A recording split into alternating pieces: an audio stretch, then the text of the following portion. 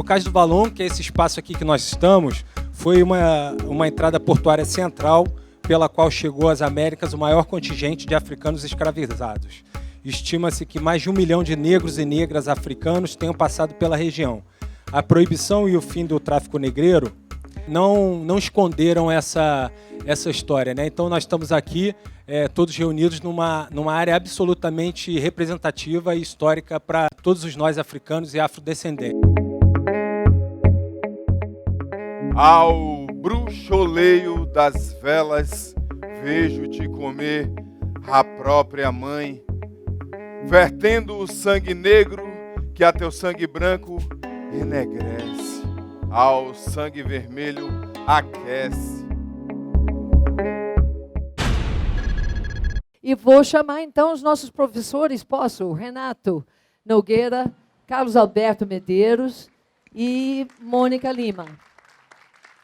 Eu queria chamar então o Renato Nogueira para falar primeiro sobre a filosofia africana, que vem da Universidade Federal Rural do Rio de Janeiro, desenvolvendo um trabalho de filosofia africana há bom tempo, e que também é autor de livros infantis, o que é muito importante. Então, vamos ouvir a palavra de Renato. A provocação do evento é o que cabem em 500 anos. Vou me restringir a um momento, a um cenário que é da África do Oeste, África Ocidental, e falar de um fenômeno que tem relação direta com narrativa, que é o universo dos Gigeli, griots, chamado griots, griotes, e vou pensar a partir desse universo. Tá?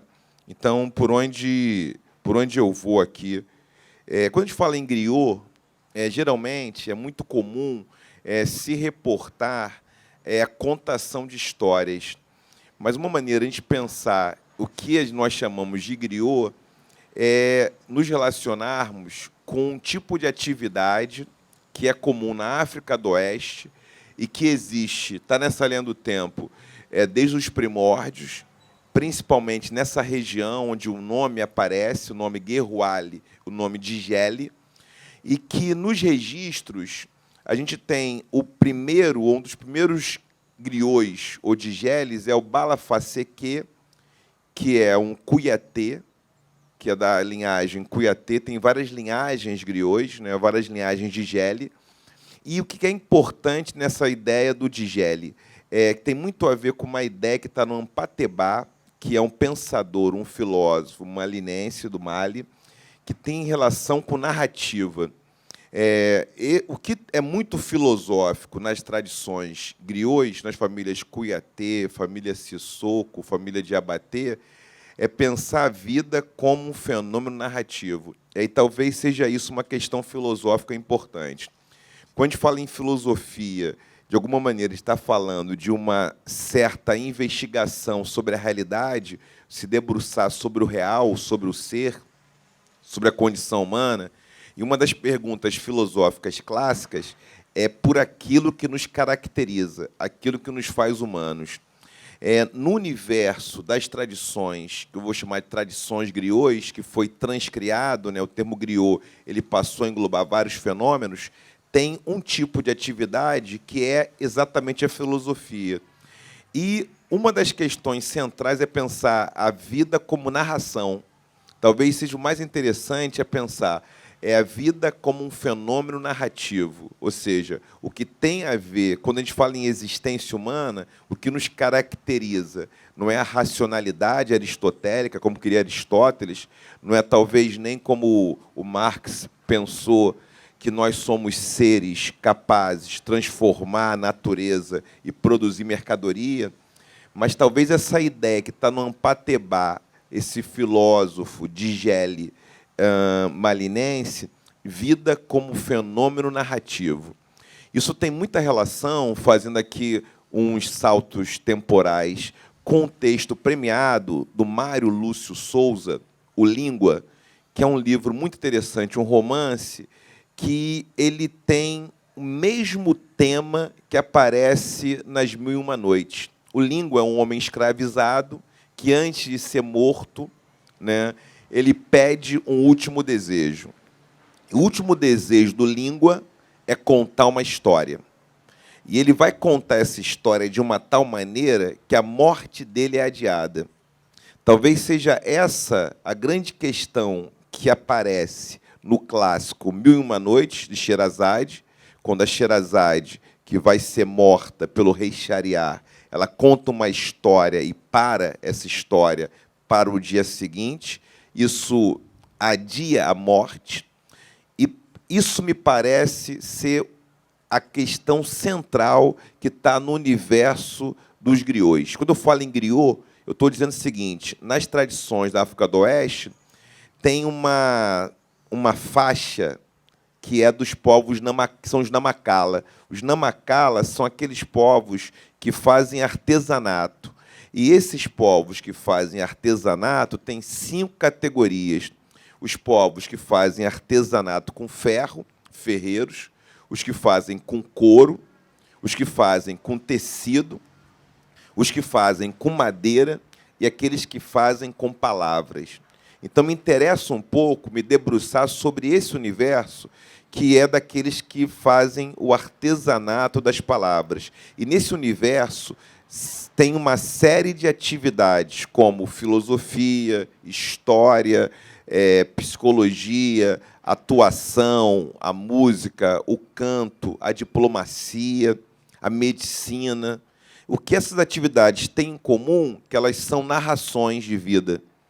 E quando a gente aparece a falar em griot, o Alex Sanlou, ele é um francês que, em 1617, ele vai registrar o termo griot, que, para alguns autores, e o Tumani Kouyaté vai dizer isso, como Alex Sanlou não sabia muito bem falar guerruali, que é o termo, porque tem 2 faixas, nessa faixa dos povos que fazem artesanato de couro, palavras, madeira, tecido. Os griots, que a gente passou a chamar de griot mais tarde, eles, na verdade, têm 2 conjuntos de clãs. Tem os clãs dos guerruali e tem os clãs dos Djeli. A palavra Djeli, ela quer dizer, ela tem em várias línguas, né, em maninka, em outras línguas, em bambara, e ela quer dizer sangue. É o sangue que oxigena o circuito social. E esse circuito social, ele é oxigenado pelas narrativas. Então, narrativa é alguma coisa muito importante, porque ela se faz também com palavra. E os Djeli, eles são oficialmente, os Djelis, eles descendem, a maior parte deles, do Bala Faseke, que é um dos primeiros registrados, que é aquele que foi um Djeli do Sundiata Keita, no ano 1213 em diante, ou seja, nos 200, no ano 1213, 14, até 1256, o Bala Faseke, ele era responsável pela diplomacia e pelas narrações do reinado do Sundiata Keita, do reino Maninka, do reino do Mali, mais tarde chamado Reino do Mali, Reino Hipopótamo.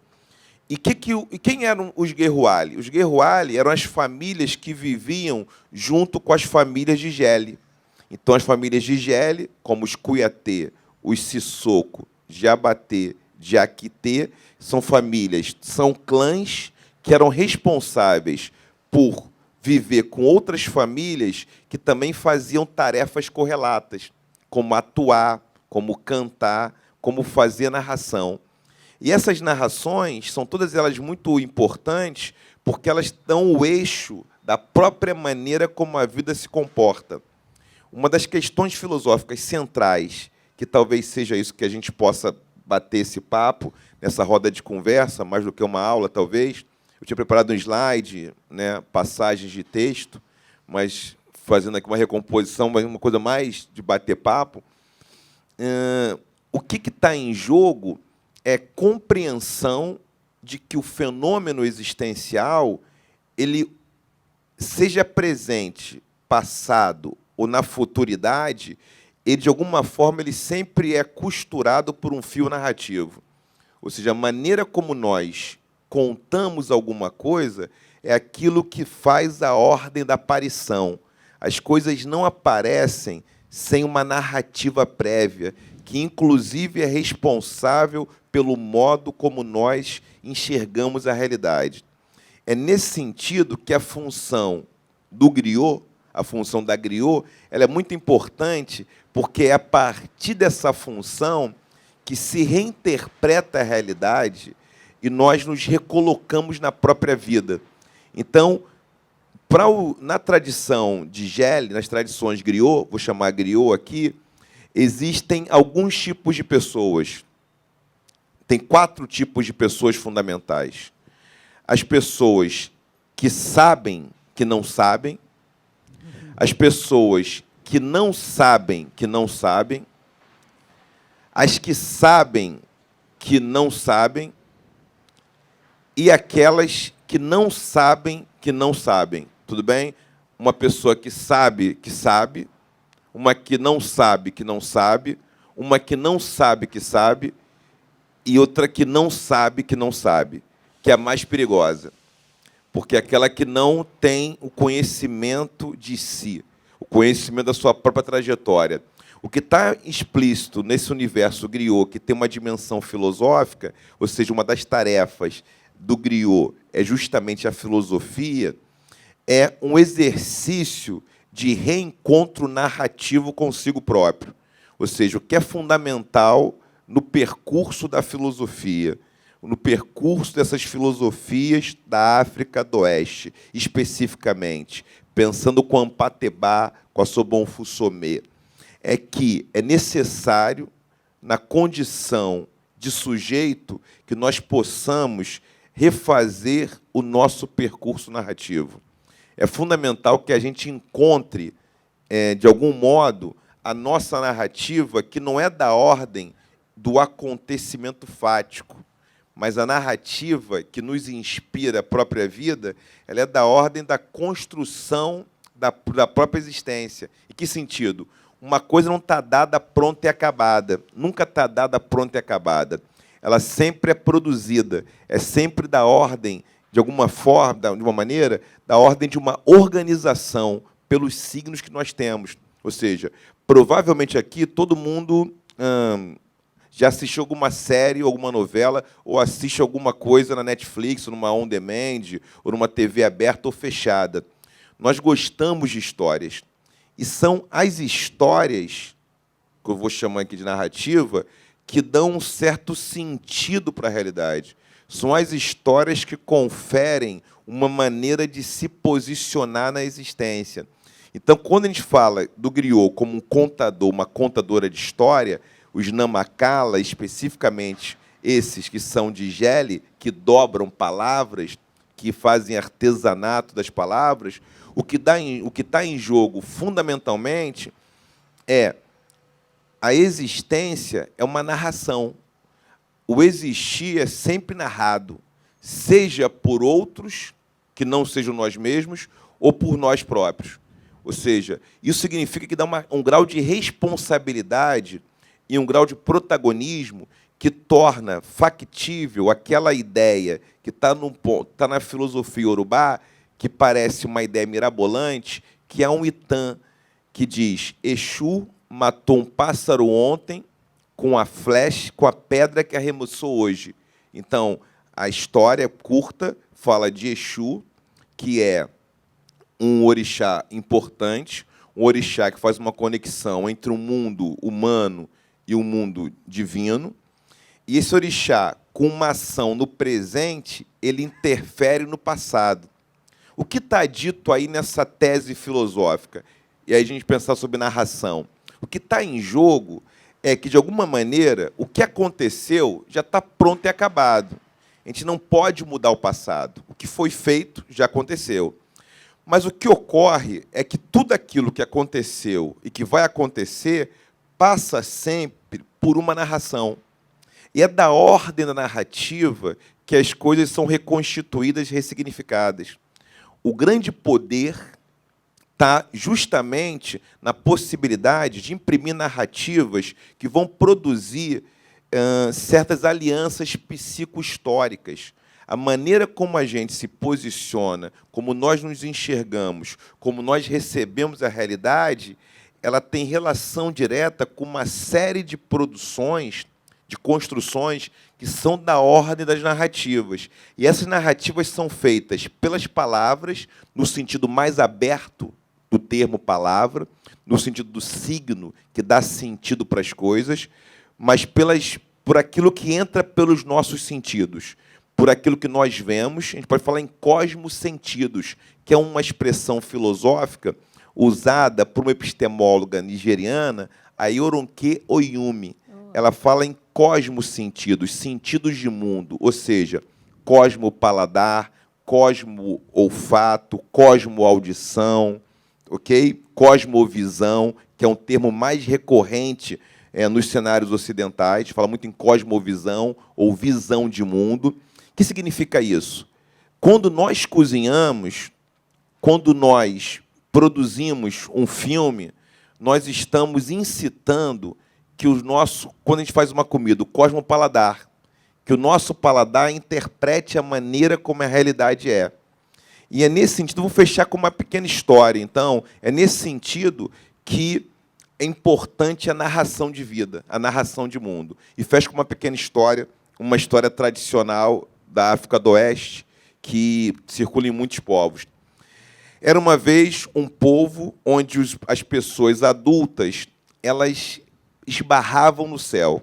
Elas não conseguiam andar de cabeça ereta, tinham que andar de cabeça olhando para o chão, porque o céu era muito baixo. E as crianças conduziam os adultos de um lado para o outro, o que fazia com que as crianças tivessem muito pouco tempo para brincar. Isso incomodava muito as crianças. Um belo dia, uma das crianças teve uma ideia, que era uma ideia que parecia rara, não era tão rara. Elas pegaram pedaços de galhos de árvore e foram empurrar o céu para cima. Mas elas faziam o seguinte, elas empurravam o céu para cima com muita força e diziam, vamos empurrar o céu para cima. Empurravam. E foram empurrando o céu para cima. E empurravam o céu para cima, até que o céu começou a subir. Empurravam o céu para cima e o céu subia. Empurraram tanto o céu, que o céu subiu. E os adultos conseguiram ficar de cabeça erguida. Mas, quando anoiteceu, elas notaram uma coisa interessante, que o céu que antes só tinha uma cor no dia ou na noite, ele passou a ter pedaços brilhantes que essas crianças passaram a chamar de estrela. Quando a Elisa me convidou, eu me lembrei de um box que eu vi numa revista semanal, uns 2 ou 3 anos atrás, dizendo que os cientistas tinham chegado à conclusão de que o homem mais rico da história foi... Quem diria? Júlio César, Napoleão? Mansa Musa, imperador do Mali ou do Mali, com quem figura que eu já conhecia, exatamente no século XII. E a minha primeira atividade primeira atividade intelectual como militante do movimento negro foi criar um audiovisual, aquela coisa pré-histórica, que era uma caixa circular que se movia, um carrossel com uma fita gravada, uma fita cassete, até era uma música de um grupo africano muito bom, o Sibissa, e o título era Passado Africano, cujo foco era exatamente as civilizações do Sudão Ocidental. Sudão Ocidental não tem nada a ver com o país chamado Sudão, é do lado de cá da África, exatamente onde fica atualmente a República do Mali, o Senegal, a Nigéria. E nessa área se desenvolveram grandes civilizações, especialmente o Reino de Gana, o Reino do Mali, o Império do Mali e o Império de Songhai. Era uma região muito rica em ouro e sal. E o sal era tão importante na antiguidade que a própria palavra salário vem de sal. O sal era utilizado como instrumento de troca. E por que eu fiz esse audiovisual baseado exatamente nesse povo, nessas civilizações? Porque, exatamente para confrontar a ideia corrente do senso comum, alimentada exatamente pelo esquecimento, intencional, ou o apagamento intencional da história africana, existe a visão do senso comum de uma civilização uma sociedade que seja rica do ponto de vista econômico, que seja culturalmente rica também, que tenha bibliotecas, universidades, além de seus palácios, além de outras demonstrações dessa riqueza. Pois bem, essa região tinha exatamente tudo isso. Havia a Universidade de Sankore, onde intelectuais muçulmanos de todo o norte da África iam estudar em manuscritos em árabe e grego. Havia bibliotecas, havia circulação de livros. Dizem que os cronistas árabes que registram essa civilização dizem que o comércio mais importante era o comércio de livros. E também esses cronistas registram a peregrinação de Mansa Musa a Meca, ele como muçulmano, na frente de uma caravana conduzindo 15 toneladas de ouro. E a passagem dele pela cidade do Cairo registra, então, uma inflação durante 12 anos. Ora, é impossível que um homem como esse não seja conhecido, porque ele se encaixa exatamente, essa civilização e esse líder se encaixa exatamente na ideia que se tem de civilização, embora a gente depois vá conhecer outras e outras civilizações africanas de todos os tipos, com várias pegadas do ponto de vista cultural, desde os Monomotapa no sul da África, passando pelos Maasai, pelos núbios, pelos egípcios, que se costuma esquecer que eram ou apagar, cuja africanidade é apagada quase que diariamente nessas novelas da Record ou em alguns filmes. E aquele que está ali, meus amigos, é simplesmente o Menés, fundador da primeira dinastia. O primeiro faraó egípcio é aquele ali. Não dá para dizer que ele fosse de tipo europeu. Ora, qual a importância disso? Uma das coisas que eu descobri, então, nessas minhas investigações a respeito da questão de raça, é que o efeito mais deletério do racismo, o pior de todos, não é a discriminação que se possa sofrer, e eu já sofri de vários tipos, em vários momentos, em vários lugares. Eu sou um testemunha ocular desse fenômeno. Não aprendi sobre isso lendo um livro, assistindo a um filme ou ouvindo ao relato de outras pessoas, embora tudo isso também tenha acontecido, mas eu tenho a experiência direta da discriminação. Mas o que eu digo que o pior efeito do racismo é a inferiorização, a auto-inferiorização do negro. Ou seja, se eu acredito que sou inferior, eu sou inferior. Se eu acredito que eu sou inferior, eu não vou competir por determinadas posições, eu não vou acreditar na minha capacidade de superar determinados obstáculos, eu sou inferior. Ora, como é que essa inferioridade é produzida? Aí a gente tem que recorrer lá ao filósofo francês que falava dos meios de transmissão, que era exatamente o nome, vou me lembrar do nome dele, falava da escola, da família e dos meios de comunicação, que eram exatamente os veículos de transmissão da cultura e, evidentemente, dos preconceitos, não apenas entre as gerações, de uma geração para outra, mas pelo meio de uma sociedade. Ora, exatamente a gente começa a aprender na família. Foi na família que eu recebi as primeiras orientações, no sentido de que os negros eram feios, nossa cor era feia, nosso nariz era feio, nosso cabelo era ruim. Eu aprendi na minha própria família com pessoas que me amavam, como a minha própria mãe, que dizia para mim o seguinte: quando você crescer, você vai casar com uma mulher branca para melhorar a raça. É a mesma pessoa que se sacrificou para que eu pudesse estudar, para que eu pudesse ser alguém na vida, na visão que ela tinha. Era isso que ela aprendeu. Isso é reforçado pela mídia. Quando uma criança vê um canal de televisão, por exemplo, ou assiste a um filme em que ele vê os negros continuamente representados em condições de inferioridade, em termos de trabalho, de prestígio, de posição, de poder, ela interioriza aquela visão. E aquilo passa a ser a verdade para ela. E o outro desses canais de transmissão desse tipo de visão é a escola. A escola, tanto por aquilo que ela diz, quanto por aquilo que ela não diz. E exatamente o que nós estamos vendo aqui é aquilo que a escola passou até a dizer ultimamente. Eu me lembro que, alguns anos atrás, meu filho estava fazendo a 9ª série. Ele estava estudando, a gente mora no Recreio, ele estava lá estudando lá no Notre Dame.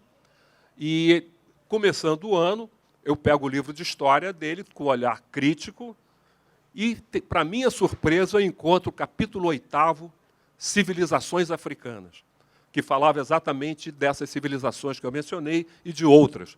E o capítulo 9º era sobre civilizações pré-colombianas. Eu falei, tem alguma coisa realmente mudando. E isso nós temos percebido hoje uma mudança significativa na mídia. A gente abre agora as revistas, especialmente revistas de moda, como Marie Claire. Marie Claire mudou, especialmente em relação a isso, a própria Vogue. E nós vamos ver, tanto na capa, quanto, de repente, em reportagens de 20 páginas, de 15 páginas, com modelos negros, e às vezes modelos negros bem pretos, que eu não vejo nem em revistas americanas como Ebony, como Essence. E a menção aos americanos é importante porque foi exatamente com eles que eu aprendi essa ideia da valorização da cultura africana e da cultura afro-brasileira, já que, infelizmente, isso não estava presente no samba, isso não estava presente nas religiões de matriz africana na época em que era uma criança e adolescente. Isso depois foi incorporado, mas não era. Eu desafio vocês a se lembrarem de uma letra de samba que fale da beleza da mulher negra anterior à década de 70. Mas a gente tem lá, eu dei um beijo no sovaco da crioula que fedia a cebola, coisas desse tipo. Eu estava jogando sinuca e uma nega maluca me apareceu. Era isso que a gente tinha. E foi preciso que os nossos irmãos do Norte nos alertassem em relação a isso. Por isso tem gente que ainda critica o movimento negro. Ah, vocês estão copiando. Bom, nesse caso, nós temos que renegar os ensinamentos trazidos com a Revolução Francesa. Liberté, égalité, fraternité, porque a França era o país mais imperialista daquela época. No entanto, essas ideias de liberdade e de igualdade nascem na França contra o establishment, como oposição, da mesma forma que as ideias do movimento negro. Portanto, eu considero que estamos vivendo um momento bastante interessante na sociedade, apesar de todo o retrocesso que tem havido do ponto de vista político. É um avanço que a boçalidade não vai conseguir estancar. Esse avanço já está presente, por exemplo, em algumas grandes empresas. Alguns anos atrás eu fui assistir, na verdade, acabei participando de um evento na sede do Banco Itaú, em São Paulo. Para entrar é mais complicado que aeroporto. E era exatamente um evento que seria apresentado pela psicóloga Lia Weiner Schuckmann, que escreveu Entre o Encardido, o Branco e o Branquíssimo, Branquitude, Hierarquia e Poder na cidade de São Paulo. E a pessoa do Banco Itaú que apresentou essa atividade disse o seguinte: nós não estamos fazendo isso aqui em benefício dos negros, benefício de nenhum grupo, nós estamos fazendo em benefício da empresa. Porque para a empresa competir nas melhores condições, ela não pode desprezar o talento que está presente entre esses grupos discriminados, entre os negros, entre os gays, entre as mulheres. Ele deu o exemplo. As mulheres constituem a maioria do corpo funcional do Itaú, mas à medida que você sobe na escala hierárquica, elas vão desaparecendo, porque são homens que estão lá no topo e na cabeça deles aquele lugar tem que ser ocupado por homens e homens brancos. E nos últimos anos, eu que sou um cliente do Itaú, do Personalité, tenho ficado muito satisfeito ao ser atendido por, às vezes, jovens bem pretas, que não estavam presentes. Ou seja, o trabalho é real. E isso, depois tivemos, eu e meu parceiro Filó, esse ano, no elevador Schindler, também numa atividade desse tipo. Já estive na Xerox. Isso está acontecendo na sociedade brasileira e, repito, não há boçalidade capaz de interromper esse fenômeno. Portanto, É um momento positivo, é claro que existe muita coisa a ser enfrentada, a desigualdade é algo apavorante na sociedade brasileira, mas o caminho começa a ser trilhado. E eu estou aqui diante de uma plateia, e essas plateias, quando eu falo, eu sempre considero as pessoas presentes nessa plateia como meus aliados, pelo menos meus aliados em potencial, naquela visão de que não basta reconhecer o racismo, é preciso ser antirracista. E eu creio que eu estou aqui diante de algumas dezenas de antirracistas que vão estar comigo nessa luta. Obrigado. Portanto, esse momento é um momento muito especial. E é um momento muito especial e nós estamos num lugar muito especial, como já lembrou Elisa no início da fala. Esse é um lugar carregado de sagrado. Por essa enseada, a enseada do Valongo, entraram milhares de africanos e africanas escravizados. Eles construíram o Brasil e as Américas. É certo que a escravidão não resume essa história, nunca, não cabe, né?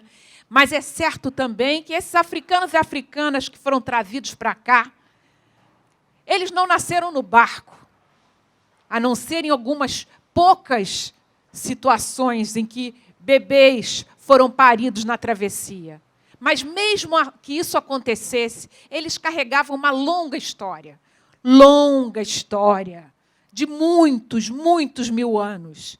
E essa história ela vinha impressa na ancestralidade, que é aquilo, né, que nos faz reconhecer uns aos outros e aos nossos próprios espíritos, e essa história também que traz conhecimento, ciência, tecnologia, cosmovisão, ou seja, diferentes formas de pensar e de ver o mundo. Aquelas pessoas traziam com elas toda essa riqueza. E essa riqueza é parte da nossa herança como povo. Resgatar essa herança é resgatar algo muito precioso para nós. Nos permitirá tornar-nos pessoas melhores para o mundo, nós e todos. Portanto, reconhecer as nossas heranças africanas é tomarmos posse dessa história que nos pertence. Olha que orgulho, olha que força, que maravilha. Essa história que trouxe, por exemplo, a ciência da mineração para o Brasil. Essa história que trouxe, mesmo antes, as formas de realizar a agricultura em terras tropicais que os portugueses não sabiam. E os africanos ensinaram. As melhores formas de se tirar o ouro do rio. A cura para muitas doenças. E as formas de amar e de se reconhecer também foram ensinadas. Esse local aqui, onde chegaram milhares, centenas de milhares de africanos e africanas, ao longo do funcionamento do Cais do Valongo como porto de entrada, mas mesmo antes, quando isso aqui era uma praia, uma enseada. Esse local aqui, nós, naquela época, estaríamos na areia da praia, e vocês, alguns, na beira do mar, alguns até dentro do mar.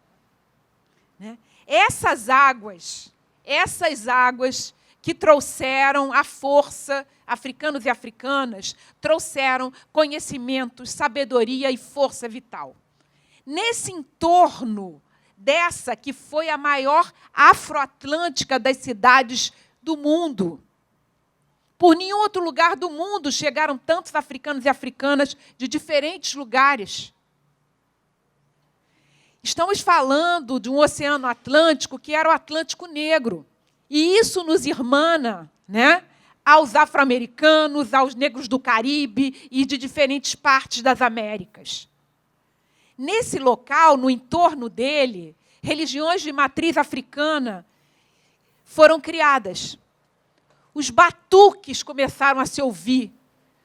Os primeiros sincopados que deram origem ao samba. As rodas de capoeira. As rezas noturnas. Os encontros nos ungus, nas casas de fazer angu, em que mulheres lideravam, né, e conduziam, depois de um dia de trabalho vendendo angu, cantigas e contato com os espíritos. Nós estamos falando dessa região, a gente está nela. Mas ela é maior que ela mesma, assim como é maior a história. Essa história que nós trazemos hoje, compartilhamos e, portanto, desenvolvemos, essa história é uma história que tem que ser cada vez mais conhecida e reconhecida. É uma história, evidentemente, que ultrapassa os 500 anos de escravização e que, com certeza, ultrapassa a dor e a presença forte do racismo na nossa sociedade. E, por isso mesmo, essa história tem que ser usada como uma arma contra o racismo, como uma arma contra a opressão. É nesse sentido que a nossa narrativa se dá.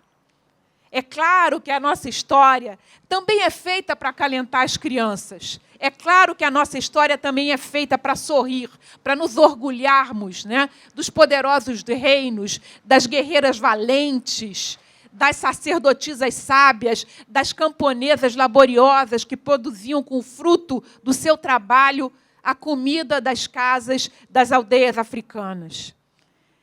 Nessas nossas terras chegaram muitos irmãs e irmãs da região Congo-Angola. A África Ocidental é berço da maior parte dos nossos ancestrais. O que não quer dizer que aqui não chegaram também os africanos da África Ocidental, mas a África Centro-Ocidental, a grande região Congo-Angola, também trouxe muitos que aqui depositaram, plantaram, semearam as suas heranças, as nossas heranças. Lembro a eles para que não sejam esquecidos. Essa é a grande questão que assume uma aula pública dessa natureza, a meu ver, né? Revisitarmos essas histórias para sabermos não só que estamos aí há longo tempo, que construímos muitas coisas, que enfrentamos tempos de opressão e que vencemos, como vamos vencer esses tempos de opressão, estamos lutando para que eles não nos impeçam. E o nosso caminho é o caminho de quem traz esses muitos 1000 anos de luta, de vitórias e de possibilidades. Esses africanos e africanas que trouxeram a cura para muitas doenças, as ervas que nos fizeram comer melhor e viver melhor. Essas africanas que, com suas roupagens, com suas vestes, seu pano da costa cruzado na frente, com seus balangandãs, iluminavam as ruas dessa cidade. A dor do cemitério dos Pretos Novos, a dor do Lazareto, localidades que também fazem parte desse entorno, são acompanhados pela força da Pedra do Sal, pelo seu quilombo e pela celebração nas subidas da escada dos sincopados do primeiro verso de samba. Personagens dessas histórias, porque essa história também tem nome, tem rosto e tem gente. Catarina Cassange escapou do seu senhor nas quebradas do Valongo, disseram os jornais do século XIX. Ele, louco, publicou durante 8 meses no jornal, todos os dias, anúncios para poder encontrá-la. Catarina Cassange tinha fugido grávida, além de tudo. Não a encontrou. Catarina Cassange, nas quebradas do Valongo, encontrou Antônio Mina, que, com a ajuda de um barco e de outros irmãos que tinham um quilombo no fundo da Baía de Guanabara, receberam Catarina Cassange, que lá teve seu filho, no quilombo no caminho de Magé. Uma história. José Angola, carpinteiro e escultor em madeira, do alto do Morro do Corcovado, numa época que não tinha o Cristo Redentor, em 1851, ele fazia esculturas e olhava a Baía de Guanabara e a enseada do Valongo. E o encontrou um viajante francês e perguntou: o que você faz aqui? Eu olho lá para baixo para que a minha saudade me leve de volta para a África. Esse local ele não é apenas o local de entrada de africanos e africanas escravizados. Ele é uma janela para a África. ele é uma janela para a nossa história. É essa janela aberta pela qual nós devemos olhar sempre para nos fortalecermos. É isso.